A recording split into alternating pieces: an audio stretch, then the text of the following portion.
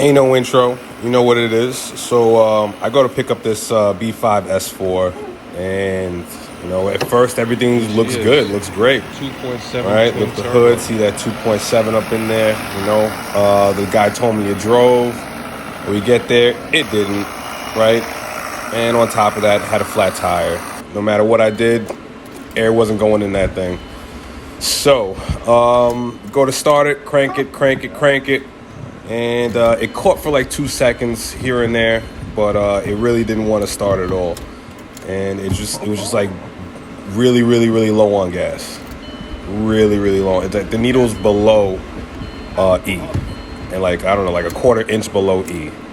So you'll see that right here. It's really low. This thing is below E. It just wasn't happy.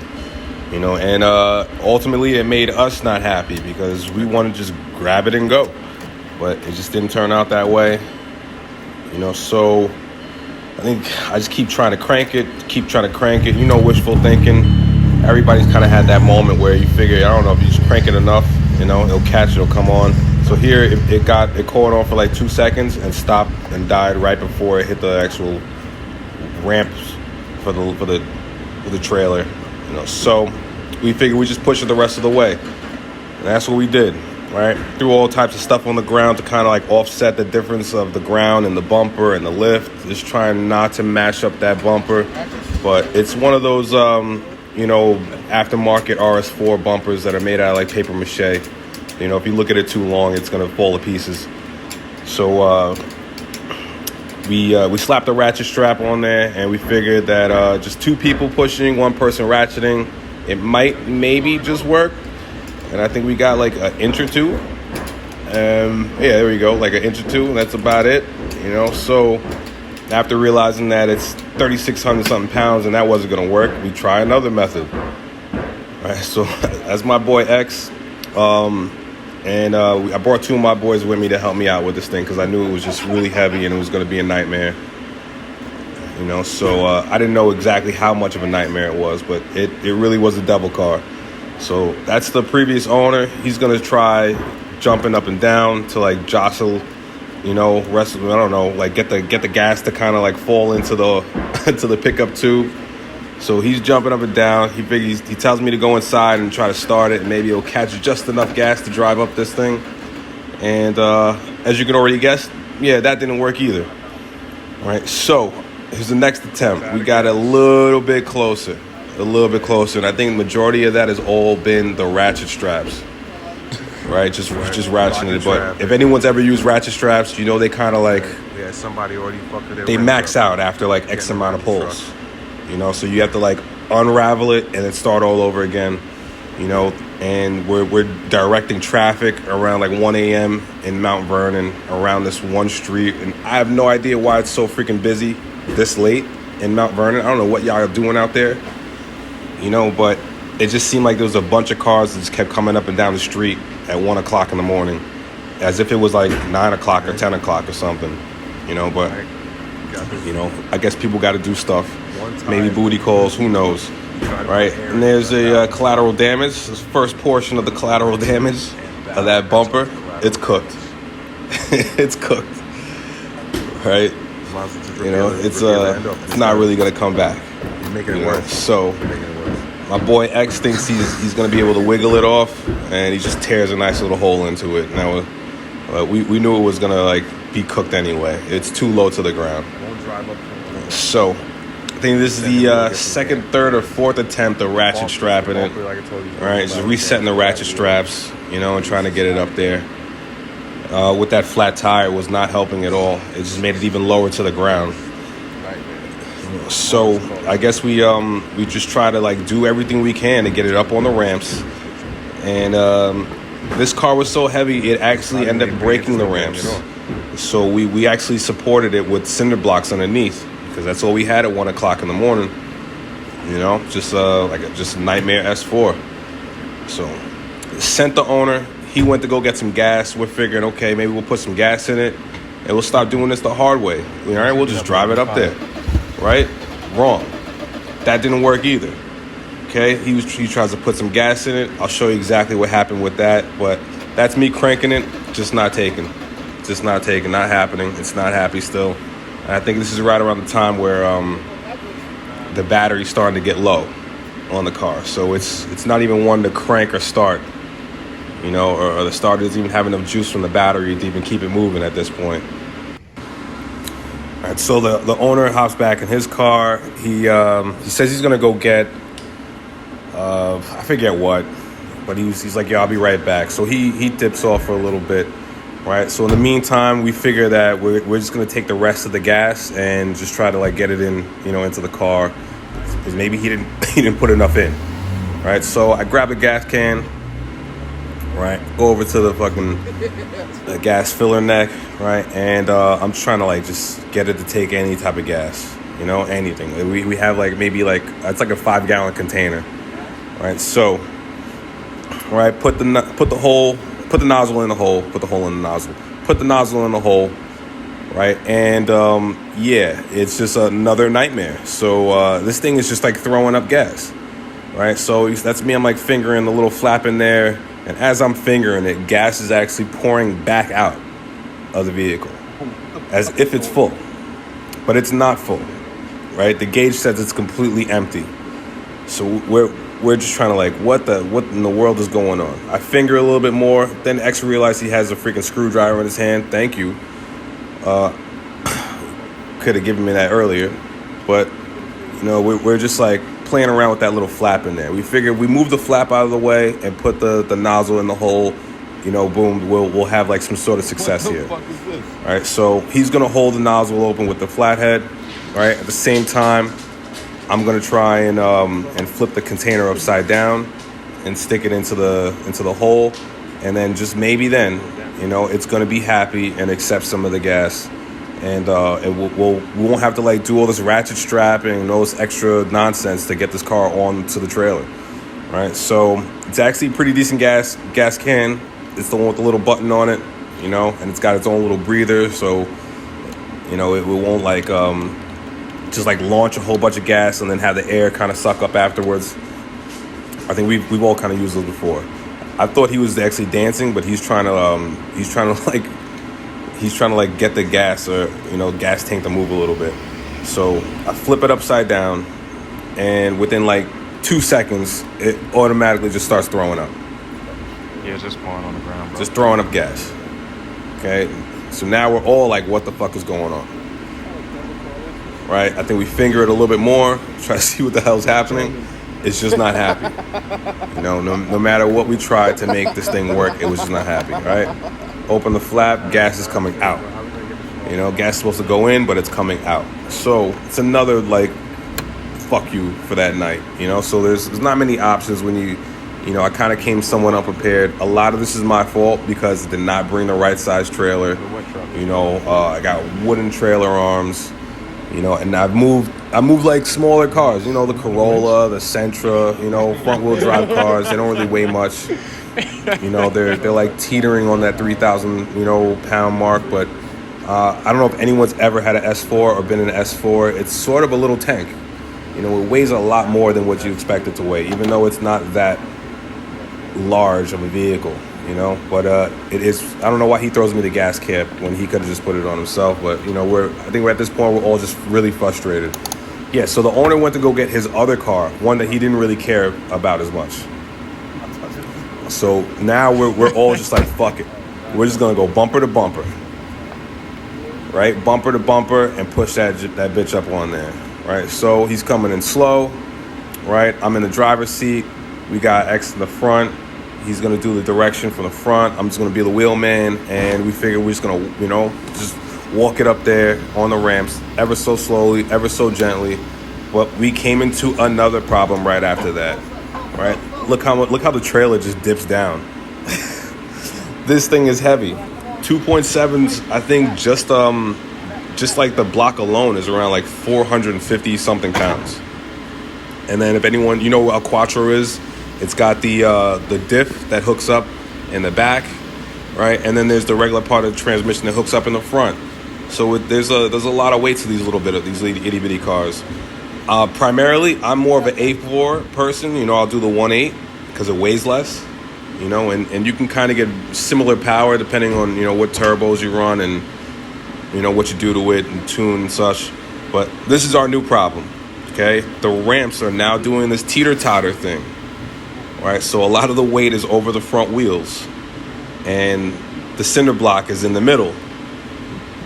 So it's creating a situation where it's lifting the ramp. So now we got to push it back off, okay, and figure something else out and readjust it.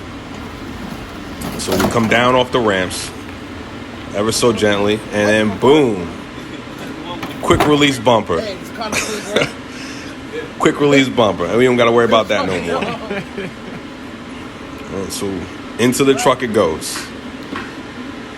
Right, the car's it didn't push back enough, you know, so you see the ramps are just to the side of the wheels, and they need to be in front. So instead of trying to push the car back, we figure that we're going to drive the truck up like a half a foot or so, right, just to gain some space, and then readjust, realign everything, and then just try it all over again. All right, so I hop into the car. All right, not the car. I hop into the Silverado. Turn it on, move it up just like a little bit. I think that happens. There we go, right about there. Right, the other ramp is kind of caught underneath the other wheel. As we're kind of coming off the curb, we figured it was the easiest way to try to get the car higher, because the trailer is just set at a certain height, you know, due to the leaf springs. So we readjust. We're gonna make all our little final adjustments, and we're just gonna do a full send. Right, we're just gonna try and just hit it with his SUV and just ram it up onto the trailer. You know, anything just to get this night over with. It was just the most frustrating thing in the world. So to fix the whole popping up, teeter-tottering issue, our next solution, right, is going to be that we have one person stand on the top of the ramps where it connects to the trailer, right, until we have at least, you know, the front wheels onto the trailer. Right, so my boy Shaq is the one filming. All right, so he's gonna stand on that one. X is gonna stand on the other side. I hop back into the car.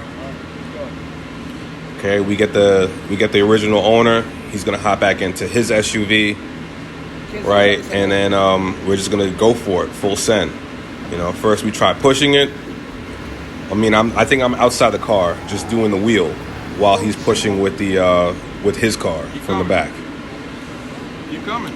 So I believe that actually helped us get on there, right? Because we made it to the very top, right? But now we still got this little teeter-totter thing, and it turns out the ramps are, I think, just below or just the same wheelbase, so they're getting caught on the rear wheels, right? So they're elevated and they're caught now. So he can't really push any further, because at that point he's just going to push the whole trailer and push, you know, the Silverado. So from there, I figure I'm just going to, get underneath it, hook it back up with the ratchet straps, and we're going to use a combination of ratchet strapping it, his SUV pushing it, right, and me doing the wheelman outside the car, right, with the window down. And the window barely wanted to go back up because we kept cranking it for hours. Not hours, but we kept cranking it for a long time. So the battery was getting low, right? And it was just really frustrating. None of us had eaten. So we're tired, we're hungry, we're frustrated. We just want to get this thing onto the trailer and go the fuck home. You know, but it just wasn't working out that way. This is a total nightmare car. And I highly doubt that I'm ever gonna, even attempt to pick up another large vehicle or just a heavy vehicle, like this again with that trailer. Can't really complain about the trailer too much. It was a little trailer that could. I got this thing for $300, I think, on the borderline of Ohio, and I think it was in Pennsylvania, but it was literally like 5 minutes from Ohio. So it was a long trip. And then when I realized the size of the trailer when I got there, I was just like, fuck it, I'll take it anyway. I'm super far from the house. All right, so that's how the trailer came to be. All right, so with the ratchet straps, him pushing it with his car, we get the rear wheels to actually clear the ramps. I pull the e-brake, right, just to get it set so it doesn't roll back. Center block. Right, from there, I think I'm gonna go right back to the front and get underneath it and like reset the ratchet straps, you know, because they max out a lot, you know, only after like a couple of inches. And I think that's actually the way we were able to get this thing on there, from hooking one end to the front of the trailer, hooking the other end to the sway bar underneath, because I don't know if you've seen underneath the S4, there's not a lot of space. There's not a lot of space. Right, the oil pan is literally on like right next to the sway bar. Damn. Right, and then there's just nothing else behind that. You know, there is a K-frame, there's a subframe there, but it's so much further back, and I couldn't reach it. You know, from without it being like on a lift or something like that. And then the trailer is already on the trailer, so the only thing I could reach was the sway bar. Hook it onto the sway bar. Right, I think right here I'm gonna undo the e-brake. And with a combination of ratchet strapping, me pushing, and the owner pushing, we make it. We ever so make it. Look at those ramps, boy. I was just praying those things to just not give out and just totally collapse and break, because then we'd have a new problem on top of the 16 other problems we gained that night just trying to make this all work. So we just keep ratcheting it. After a while, we maxed out on the spacing in between the trailer and the sway bar underneath the car. And I think I readjusted. We hook it to the truck and ratchet it from the truck to the sway bar to give us the distance that we needed. Right? Yeah, I think that's about it. And I think at that point we were able to actually get it on there. All right, so here we go. Ratchet. It's moving ever so, you know, slowly, inch by inch. All right, you can see X is really frustrated. He's trying to get the night over with. This guy's ratcheting, you know, like you super fast. I don't even think you should even ratchet strap that fast, but I don't even know if it makes a difference, to tell you the truth. But it's easier to get the ratchet straps all bundled up and caught if you try to do it too fast. All right, so now we have this weird, you know, situation happening. All right, where we're playing like we're just like having things dangle, you know, and it looks really, really dangerous. And it's just something I would never ever recommend anyone else doing. I really regret doing a lot of this stuff. We broke a lot of things. Right, look at those ramps. The ramps are just screaming, "Help me!" This is like this is the equivalent of 30 psi on a stock block. So we got a little bit closer. I think we got maybe like a foot left to go. We pop down the e-brake. We all collectively get together, right? And then this is where I ratcheted to the front of to the rear of the pickup truck, right? And we get it right where we need it to be. But as you can see, we have a new problem, right? The trailer ramps are in between the trailer and the tire. And the car's heavy, right? And the second that we actually got it on there, the owner, he breezed. He took off. He was like, it's late. You know, I got to be up early for work. And he's got like newborns on the way. I think that's why he was selling the car. He's got twins. Yo, I would say that's pretty, you know, big ups to him for, you know, having kids and, you know, having these little twins. He's got a lot on his plate. So I totally understand why he sold his car for the price he did. So strapped down the front bumper, you know, as best we could. It's made out of aluminum. It's only held, that front bumper thing is only held on with like 6 bolts, 3 on each side, which is not the safest thing to do. But at this point, we were all like fuck it mode. All 3 of us were like fuck it mode. This is too much to deal with. So we just strap it down there and just hope for the best. All right, so we strapped down the bumper, right? It's the crash bar is like made out of aluminum. It's only held on there with like 3 bolts on each side, so 6 total. So it's not like the best spot to really do it, but it was one of the reachable spots. So I throw a strap through one of the wheels, right? Had a little excess from the ratchet strap, so I just like tie a little knot so it doesn't get caught on anything. And we was gonna full send it on that. The last thing I wanted to do was get stopped by the police, or Department of, Transportation for having an unsafe this or that or whatever. My boy thinks we're going to be able to use that stock jack, even because unfortunately we didn't take a jack with us. There's a lot of things we just did wrong that night, but it was like some spur of the moment thing. You know how like the deals are. People say you got to, show up right now. You just got to show up right now. Otherwise it goes to the next buyer, right? So you see our new problem. We actually use the cinder block to like hammer this thing out of there, right? It wasn't fun. And the more he did it actually came out. But the more that I started to like wiggle the ramp back and forth, it was walking itself back underneath the car, right? He said it was shocking his hands so much, from the vibrations that, I think eventually we ended up just like leaving that kind of like tactic alone and lifting the entire car. Like we just put 3 people on the bumper, lifted up, and I'm pretty sure that's why we don't have it on camera, but we put 3 people on the bumper, lifted it up, and while one person just kicked the other leg out.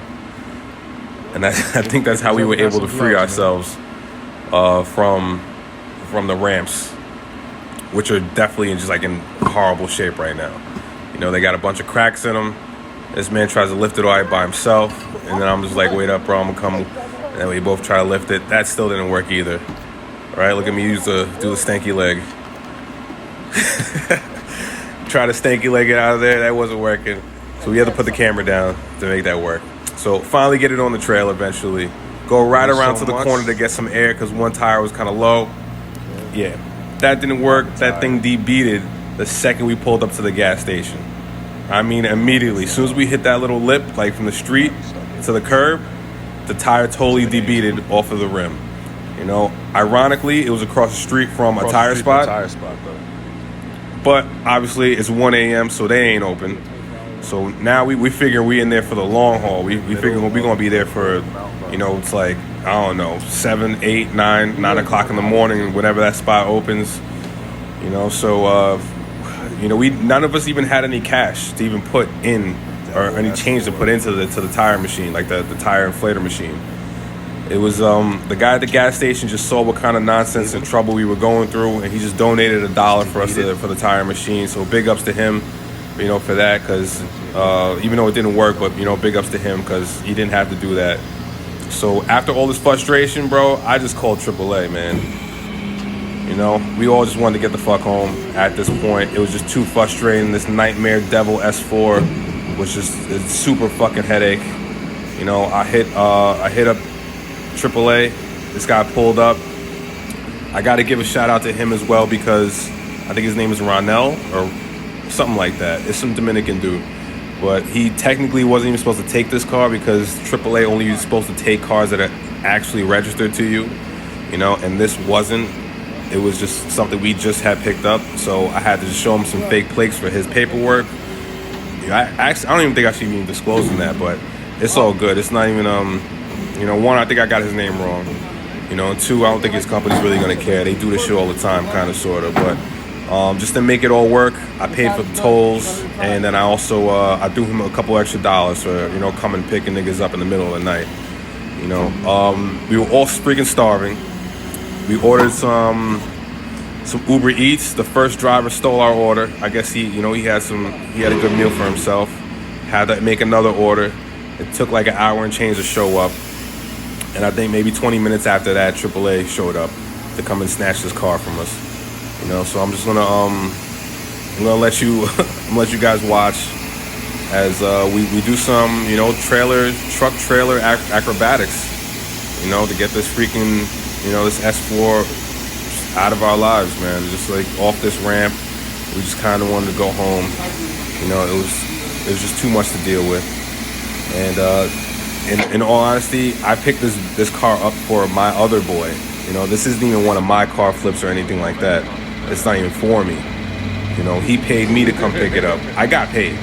You know, so it wasn't like it was a total loss or anything like that. And I also paid my boys. You know, we share the love around here. But it wasn't. It's not even like it was from my car.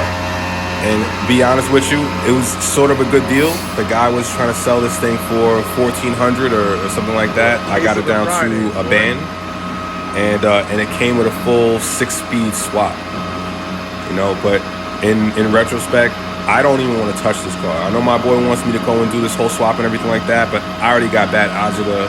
You know, it's got the voodoo on it. I don't even want to fuck with this thing because it started out a nightmare. It's not taking gas, right? I believe to do a whole manual swap, a decent amount has to get done. I think you need the whole like body harness. The carpet's got to come out.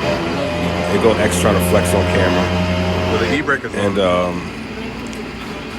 And I really just want nothing to do with this thing. So at the end of this video, you're just gonna see us just drop this thing off. Nightmare car, bro. Right? I got paid in advance, so I just started breezing back to Connecticut. Huh? This is from we left Connecticut I think around like 8:30 in the night. Right? Went to Mount Vernon. It was around like got there around like 10ish. Like 9:45ish, 10ish, right? And then spent hours trying to get this junk to work, you know. And this thing was so low on air. On one tire, we got one tire to act right. The other one didn't, but we'll show you in a little bit how really bad it was.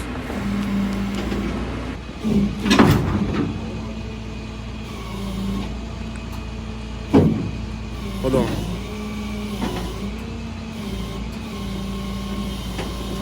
Oh, you lifting the trailer up now. Yeah, I need to get it like under that little line. Oh, you full, it's perfect. Under, yeah.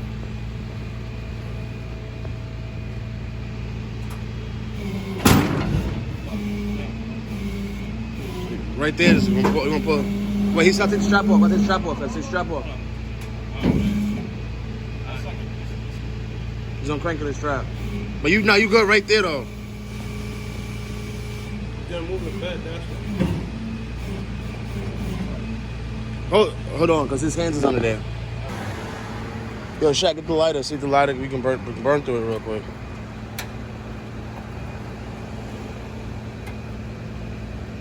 Yep. That's what we're doing.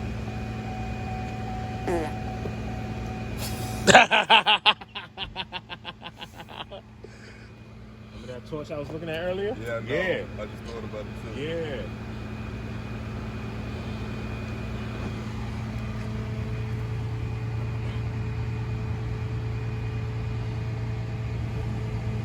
I would have burned that shit on the rim, bro. Start pulling. It's nylon. It's nylon.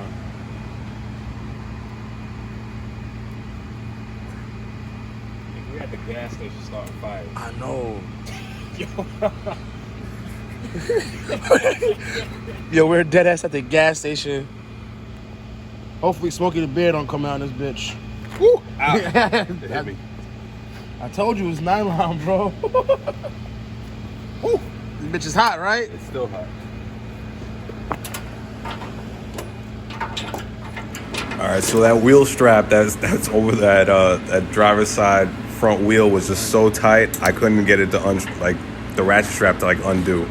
So we hit it with the lighter, literally starting fires at the gas station to burn it off. Yeah. That's just you're super frustrated. You want to get the shit over with. And then I fought on camera as well, man. My whole diet was messed up that day because I couldn't eat when I wanted to. Couldn't eat what I wanted to.